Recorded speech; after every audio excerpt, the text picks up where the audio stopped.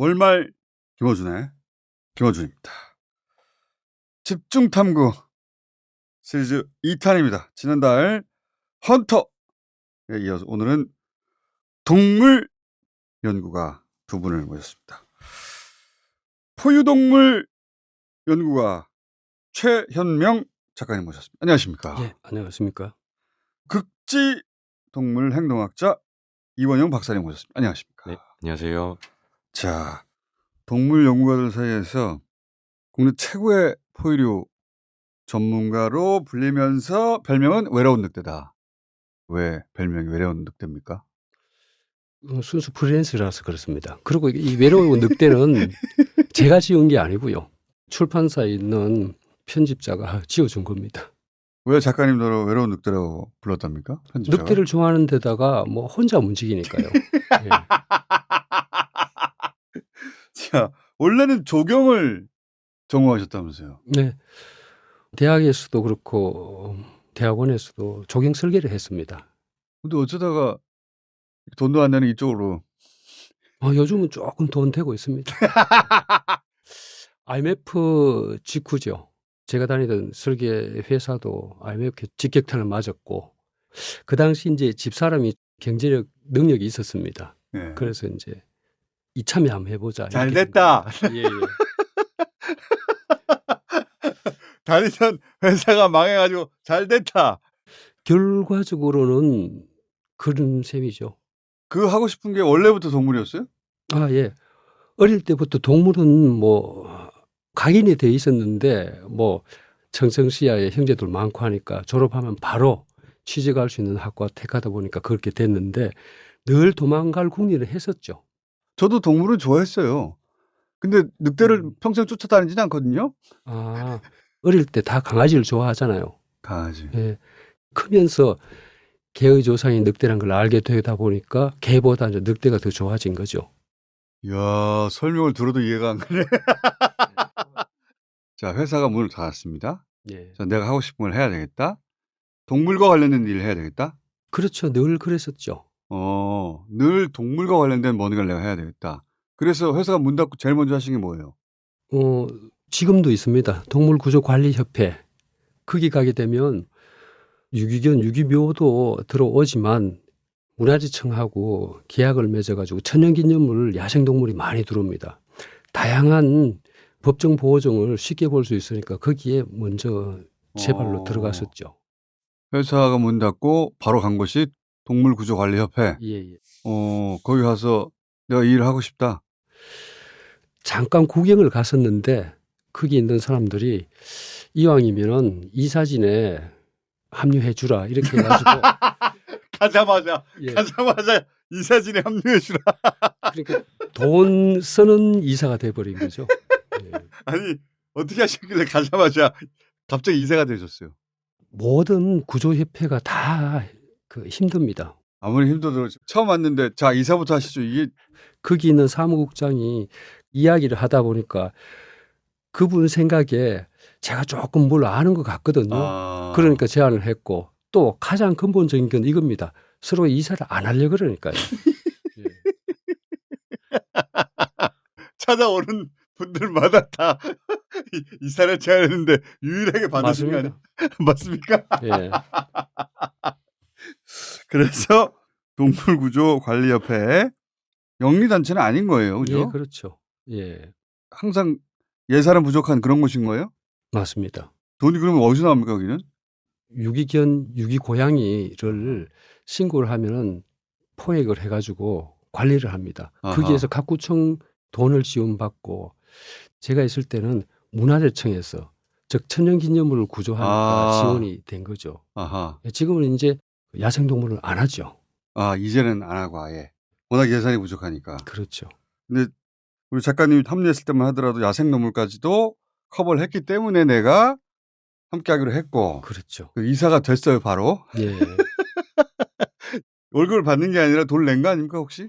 제가 늘 밥 사주고 술 사주고 했어요. 예. 후원을 하셨네, 취직을 한 게 아니라. 그런 셈이죠. 그 대신 이제 야생동물을 마음껏 볼 수가 있고 만질 수도 있었던 거죠. 사모님이 뭐라고 안 하셨어요? 뭐라 하죠. 너무 담담하게 말씀하시. 동물구조관리협회 일을 99년부터 하신 거죠, 그러니까? 그렇죠. 주로 할 일은 동물을 구조하는 현장으로 달려가는 거예요? 아니요. 저는 구조 과정을 지켜보고 또 구조됐다는 뜻은 로드킬을 당해서 한쪽 다리가 부러졌거나 아, 한쪽 눈이 빠졌거나 날개가 부러졌거나 아. 비정상이기 때문에 그 자리에서 이제 같이 측정하고 자료를 얻으러 가는 거죠. 아, 그러니까 수의사가 할 역할을 대신한 게 아니라 예, 예. 그것을 자료로 만들기 시작했다, 관찰하고. 그렇죠. 늑대는 우리나라에 없잖아요, 근데. 없습니다. 늑대를 보시러 어디로 갑니까, 그러면? 모 기업에서 늑대와 여우를 복원하고 싶은데 없으니까 중국에서 수입을 해다가 사육을 하고 싶다. 그래서 이제 중국 하얼빈 동물원에서 늑대 세상 6마리, 여우 세상 6마리를 이제 도입하게 된 거죠. 그러다 보니까 몽골하고 가게 된 거죠. 아, 야생에 있는 늑대를 보기 위해서는 몽골을 예, 다니기 시작하신 거고. 그렇죠. 몽골은 그동안 몇 번이나 다녀오셨어요? 뭐 40번은 넘겠고 그 위에 뭐 스탄 국가들 있잖아요. 타지키스탄이나 키르기즈스탄 이런데 늑대 많은 곳만 다녔죠. 몽골만 해도 40번이요? 예예. 사모님이 뭐라고 하셨겠네. 근데 제가 무슨 갑부도 아니고요. 대개가 방송팀들하고 다닌 거죠. 제 비용은 안 써도 되니까요. 하지만 집에는 돈 안 갖다 주셨잖아요. 그건 그렇죠. 사모님의 하회와 같은 이해와 은혜 덕분에 계속 하실 수 있었던 거 아닙니까? 덩치가였죠. 자, 일단 여기까지 해놓고, 자, 극지 연구가 학교 졸업할 때까지만 하더라도, 박사 때까지만 하더라도 까치를 연구하셨네요? 네, 맞습니다. 왜 까치예요? 그 당시에 연구실에 까치 관련된 프로젝트가 있었거든요. 연구비가 있으니까 까치를 계속 했었고, 두 분 다 이유가 너무 이쪽 연구비가 있었기 때문에 까치를 어릴 때부터 너무 좋아해서 이게 아니고 연구비가 있었기 때문에. 네, 맞습니다. 포다까지는 그러면 까치를 한 거예요? 포닥도 원래 까치를 하라고 교수님께서 그러셨는데, 제가 이제 포닥까지 까치하고 싶진 않아서. 석박사까지는 까치를 하셨고. 네, 맞습니다. 예. 포다까지 됐으면 내가 독립하겠소 네. 하고 나와서 어딜 가셨어요? 막상 갈 데가 없어서 도서관을 갔습니다. 자, 도서관을 가서요. 한 3달 정도 그렇게 도서관에서 지내다가, 다음은 무엇을 할 것인가? 네. 그때 이제 포닥 지원 사업에 펭귄을 가지고 연구 제안서를 냈는데 운 좋게 그게 되는 바람에 극지연구소에서 펭귄 연구를 시작했습니다. 아니, 멀리 가신 것도 아니에요. 까치 하다가 펭귄으로 갔으니까. 네, 같은 새니까요. 굉장히 가깝습니다. 까치 하다가 왜 펭귄이었어요? 사실 꼭 펭귄을 해야겠다는 생각은 없었는데요. 우리나라에 이제 동물 연구하는 기관들은 다 여기저기 돌아다녀 봤어요. 교수님들도 찾아뵙고 했는데 다들 뭐 돈들이 없더라고요. 동물 연구하시는 분들은 일단 예산이라는 게 없는 거예요. 맞습니다. 자, 그래서 연구소 돌아다녀 봤는데 다들 어렵다, 네. 여기. 예. 근데 극지 쪽은 그래도 좀 돈이 있다고 어디서 들어가지고 돈 때문에. 네, 여기는 예산이 좀 있겠구나. 네네. 예. 자, 까치도 돈 때문에 연구를 하셨고 맞습니다. 펭귄도 돈 때문에 연구를 하셔가지고 국내 대표적인 펭귄 학자가 됐는데 애초에 그러니까 동물 행동학을 전공하신 거예요, 그죠? 네, 맞습니다. 어릴 때부터 동물을 좋아했다거나 우리 최 작가님은 그렇다고 하는데 네. 이 박사님은 네, 저도 어렸을 때부터 늘 좋아했었고요. 근데 이제 저는 월급 나온 데를 네. 찾아가다 보니까 네네. 월급 나온 데를 찾아가다 보니까 남극 북극까지 갔어요, 지금. 그래서 남극 북극 왔다 갔다 하시죠? 네, 맞습니다. 거기는 그래도 상대적으로 괜찮다더라. 소문을 들어가지고. 네, 지원이 아직까지 있다 보니까 아니면 극지에 이렇게 연구비를 투자하는 나라들이 많진 않은데 한국은 아직까지 투자를 하는 것 같습니다. 아니 근데 우리 윤 대통령 오고 나가지고 거기도 네. 예산이 깎였다고 그러던데. 꽤 많이 줄어든 것 같더라고요. 그래서 연구를 못 한다고 하던데. 네, 뭐 못하시는 분들도 있고요, 실제로. 펭귄이 괜찮아요? 근데 저도 그 프로젝트에서 사실 잘려가지고 지금 펭귄은 연구하고 있지 않거든요. 아, 더 이상 펭귄은 안 해요? 지금 뭡니까? 지금은 물범을 하고 아, 있어요. 물범 쪽이 돈이 돼요? 또 그쪽으로 연구비가 있어서 저희는 연구비가 있어서. 예, 프로젝트 베이스를 움직이다 보니까 예. 펭귄 돈은 잘렸고 물범이 돈이 된다고 해가지고 지금 물범 연구하고 계신데 동물 행동학을 전공하셨다는 자체가 이미 어릴 때부터 동물은 좋아하신 거고 그죠? 네, 연구비가 있어서 까치를 하셨고 쭉 돌아봤더니 다들 연구소가 돈이 없는데 이제 극지 동물은 돈이 있다고 그래가지고 그럼 처음 가신 데가 어디 세종기지예요? 네 맞습니다. 멀리 가셨네요 아주. 그렇게 될 줄 몰랐는데 돈을 쫓다 보니까 남극에 가 있어. 뭐 수당도 있거든요. 가면 1년에 몇 개월이나 거기 가 있어요? 길게 갈 때는 한 3달, 4달 가고요. 한두 달 정도로 짧게 갈 때도 있습니다. 그러면 남극에 1년에 몇 개월 갔다가 다시 네. 북극에 1년에 몇 개월 가고. 네, 그 오. 생활을 몇 년 하다가 애들이 태어나고 나서는 좀 줄이고 있습니다. 와이프가 많이 싫어해가지고요. 그렇지. 남편이 좀만 네. 있으면 남극 갔다가 좀 있으면 북극 갔다가. 우리 최 작가님도 마찬가지죠. 어디 가서 몽골이야. 자, 좀 더 본론으로 들어가서. 자, 다른 포유류도 오랫동안 연구하셨겠지만 늑대가 온다는 책도 따로 쓰셨을 만큼 늑대를 유독 사랑하셨는데 왜 늑대입니까? 개의 조상이기 때문에 여기는 출발이고 계속 했다는 건 계속 매료됐다는 얘기잖아요. 예, 예. 물론 포유동물 뭐 다 관심이 있죠. 네. 있는데 늑대가 하여튼 유달리 끌리더라고요.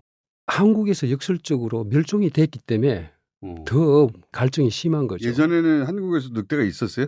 뭐 늑대만 있었나요? 호랑이, 표범 다 있었죠. 예, 그래요. 제가 잘못했어요.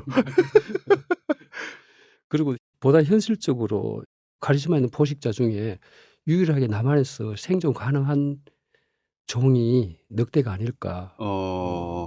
이를테면 호랑이 같은 경우에는 러시아에 있는 야생 호랑이를 20마리를 남한에 준다 칩시다. 그렇게 한다 해도 지금 호랑이한테 할애할 땅이 없습니다. 그렇죠. 인간하고 공존할 수가 없죠, 지금. 그렇죠. 지금 상황의 한반도에서는. 예, 예. 근데 늑대는 유럽에서도 지금 증가 추세에 있고 뭐 네덜란드까지 진출을 했으니까. 근데 늑대에 대한 이미지는 무서운 동물. 영화에 보면 사람을 공격하기도 하고. 예, 예. 그런데 늑대는 공존할 수 있을 것 같다고 생각하셨잖아요. 늑대가 그렇게 위험하지 않아요? 무섭고 흉폭하고 교활하고 네. 이런 이미지죠. 그건 이제 사람이 더 씌운 겁니다.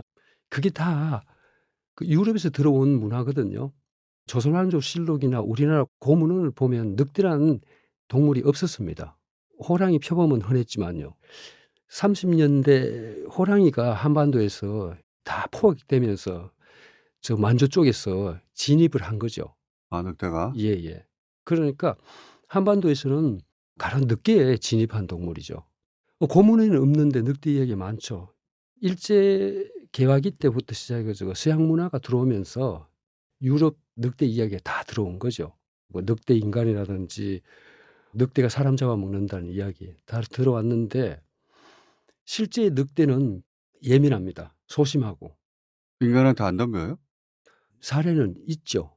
프랑스 같은 경우에 1352년부터 시작해 1918년 사이에 약 7,600명이 늑대에 의해가지고 죽었습니다. 7,600명 어마어마하죠. 많은데. 많은데 이거를 그게 556년이거든요. 연 단위로 따지면 연간 13.6명입니다. 1년에 13명. 예, 13명 여전히 또 정도. 많은데. 그러나 그 늑대가 과연 사람한테 네. 잡아먹혔느냐? 그 당시 과학수사대가 있었습니까? 뭐가 있었습니까? 그러다 보니까 사람이 야산에서 죽었다. 바로 청소부 동물들이 달려듭니다. 산에서 죽었으면 그게 늑대 때문이라고 그냥 카운팅을 해버렸던 해버리는 것이다. 거죠. 왜냐 우리나라도 마찬가지지만 서양에서 농노들 이름도 없었습니다. 그런 사람 죽은 데 대해 가지고 신경도 안 쓰는데 영주가 수사를 하겠습니까? 귀족이 죽어야 수사를 하죠. 사람이 죽으면은 행정 책임자 입장에서는 그냥 늑대 탓으로 돌리는 게 편합니다.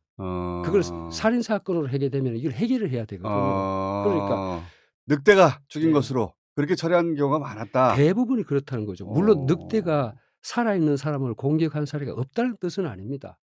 벌써 20년 넘게 몽골 그리고 뭐 스탄 국가들 방문하면서 야생의 늑대를 관찰하셨잖아요. 예, 예. 야생의 늑대들과 이렇게 만나는 경험도 있었을 거 아니에요. 그죠? 여러 번 있는데 제가 가장 아끼는 사진이 뭐냐면 늑대 8마리 사회를 받았거든요. 혼자 눈 덮인 겨울 몽골을 이제 다니다가 늑대 8마리가 절 쳐다보고 있는 사진이죠. 그러니까 8마리가.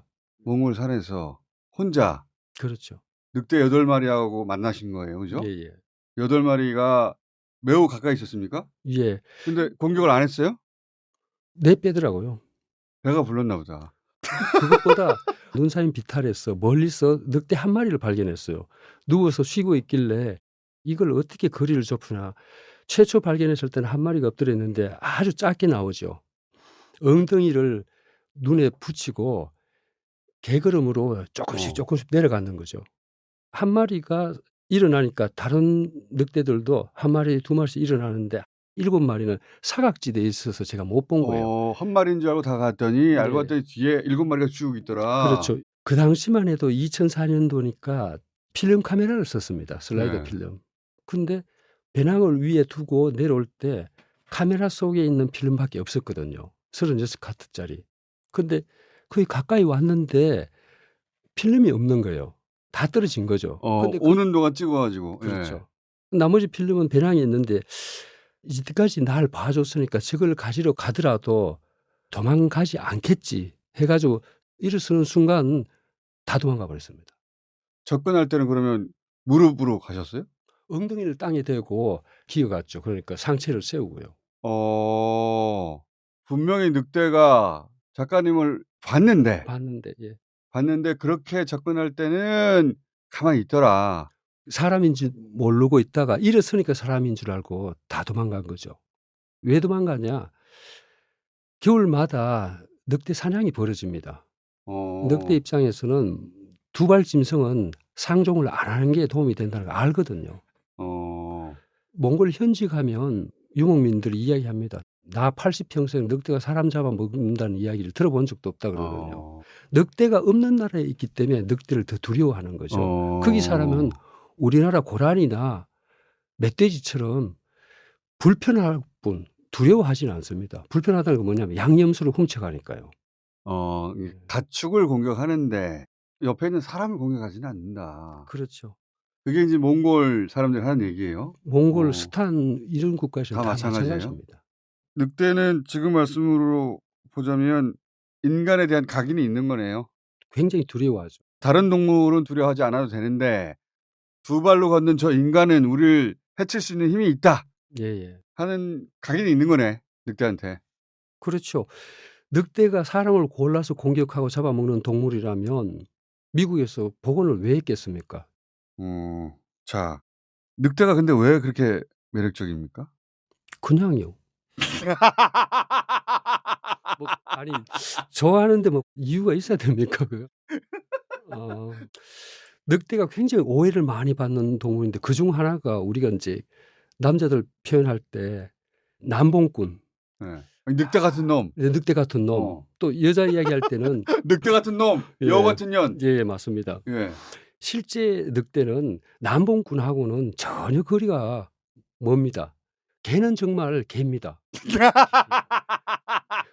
개는 진짜 개인데 조상인 늑대는 이 철저한 일부일처제입니다. 일부일처제. 무리가 있더라도 알파 대장 수컷과 여왕 대장 암컷 사이만 짝짓기가 허락이 되고요. 나머지는 다 거기서 난 이세를 먹여 살리는 보모 역할을 합니다. 그건 여우도 마찬가지입니다. 아, 여우도 그래요? 예, 여우도 그렇습니다. 개는 이제 사냥할 필요가 없어졌죠. 또 주변에 늘 짝짓기 대상이 있죠. 하다 보니까 계급 순위가 다 무너져 버렸습니다. 특히 우리나라가 접두사 개가 부정적인 이유가 유교 문화 탓이 큽니다. 과거에 소는 외양간에서 애주중지 식구로 키웠죠. 돼지 역시 가둬놓고 키웠지만 개만은 풀어놓고 키웠습니다. 온 동네 돌아다니면서 감히 사람 보는 앞에서 짝짓기를 해가 질질 끌고 다니고 그랬습니까? 이게 이제 상관어른의 위배가 되는 데다가 수시로 자기 성기를 핥죠. 똥 먹죠. 이러다 보니까 똥 먹죠. 예. 늑대는 안 그래요? 늑대는 그렇지 일단 않죠. 일부일처제고. 일부일처제고 예. 계급 순위가 뚜렷합니다. 일사불란하게 움직이죠. 늑대의 무리는 대부분 한 가족입니까? 그 지역 기준에 따라 다릅니다.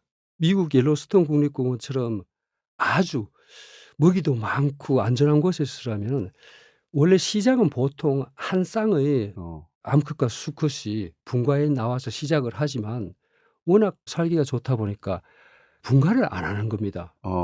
그러면 계속 숫자가 불어나는 거죠. 여기 따로 나가서 자기 일가를 이룰 필요가 없어. 여기 있어도 편하니까. 예, 필요한데 유럽처럼 인구 밀도가 아주 높고 먹이 밀도가 낮은 곳에서는 거의 한 쌍이 새끼를 낳고 새끼는 또 분가를 시키고 어쩌다가 암컷 늑대 중에 남아가지고 동생 돌보고 그리고 소규모 무리인데 북미 같은 경우는 대규모 무리가 있죠. 북미는 대가족이고 예. 유럽 쪽은 핵가족이죠. 핵가족인데 예. 만 1년 반 정도는 부모랑 같이 있죠. 다음 동생 낳을 때까지. 암컷이 다 남아 있는 게 아니고 예. 암컷 중에 유약한 암컷이 보통 오히려? 남아 있습니다. 예. 오히려 혼자 독립하기 어렵거나 예. 두려울 때는 남고 예. 그렇지 않으면 이제 자기 짝을 찾아서 떠나는 거군요. 거기도. 그렇죠. 왜냐하면 발정이 오기 때문에. 그거 중요하죠. 예. 예. 예. 늑대 얘기 여기까지 일단 해놓고 자 펭귄은 매력이 뭡니까? 아무래도 귀여운 외모가 가장 큰 매력 포인트인 것 같은데요. 귀여운 머리가 크고 머리가 뒤뚱뒤뚱 걷잖아요. 인간의 아기와 비슷한 사실 모양새거든요. 보호 본능을 불러일으켜요. 보면. 그렇죠. 그래서 펭귄 싫어하는 사람은 잘 못 봤어요. 그리고 실제로 가까이서 보면은 진짜 귀엽더라고요. 더 귀여워요? 네. 깜짝 놀랐습니다.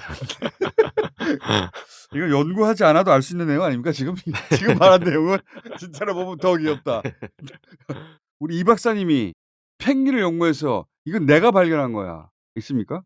네, 많이 있습니다. 펭귄도 무리를 지어서 서로 울음소리로 의사소통 같은 걸 하거든요. 그렇겠죠. 그래서 먹이를 먼저 찾았다. 그럼 이렇게 부릅니다. 동료들을. 예, 그럼 같이 먹이 사냥을 하기도 하고요. 자기들끼리 먹어도 되는데 왜 불러요? 그게 좀 더 사냥하기가 편한 것 같아요. 그러니까 펭귄은 뭘 사냥합니까? 주로 크릴을 사냥합니다. 새우랑 비슷하게 생긴 물속에서? 갑각류인데요. 예. 물속에서 사냥할 때 네. 물속에서 소리를 내서 불러요? 소리는 수면에서 내고요. 수면에서? 네. 수면에서 웩 이런 소리를 내고 나면 주변에서 다른 애들이 금방 또 나타나요. 내가 크릴 새우 발견했어. 네. 신기하네. 또 얘네들이 감싸서 한꺼번에 사냥할 때가 많거든요. 자기들만으로는 가둘 수가 없으니까 네. 크릴을 발견했다. 네. 물 위로 올라가서 동료를 네네. 불러. 야, 크릴 여기 있어. 그럼 네네. 동료들이 와서 에어싼다 이거죠. 네. 그리고 친구들이랑 같이 다이빙을 하면 네. 좋은 게 포식자한테 잡아먹힐 확률이 그만큼 그렇지. 줄어들거든요. 그렇지. 뭐 희석 효과라고 하는데 그렇지. 뭐 내가 제일 뒤처지지만 않으면 되는 거 아니에요? 네, 맞습니다. n분의 1로 희석 효과가 있으니까. 그거는 박사님이 처음 발견하신 거예요? 그렇게 수면에서 뭐 꽥꽥 소리를 낸다는 건 제가 처음 촬영을 해서 보고를 했었고요. 또요? 펭귄들이 잠을 잘 때 네. 조각잠을 끊어서 잔다. 한 4초씩. 4초? 네. 평균 수면 시간이 한 4초였고요. 4분도 아니고? 네. 그러면 졸다가 깨다가 하는 네네, 거예요? 맞습니다. 근데 이 잠자는 시간을 다 이어붙여 보니까 하루에 11시간을 자요. 그러니까 11시간 동안 조는 거예요? 네, 맞습니다. 4초 자고 깨고. 깨서는 얼마나 깨 있어요? 4초에서 5초 정도 깨어 있습니다. 4초 자고 4초 네. 깨고 4초 자고 4초 네. 깨고. 그래서 얘네들이 하루는 거의 자다 깨다의 반복이죠.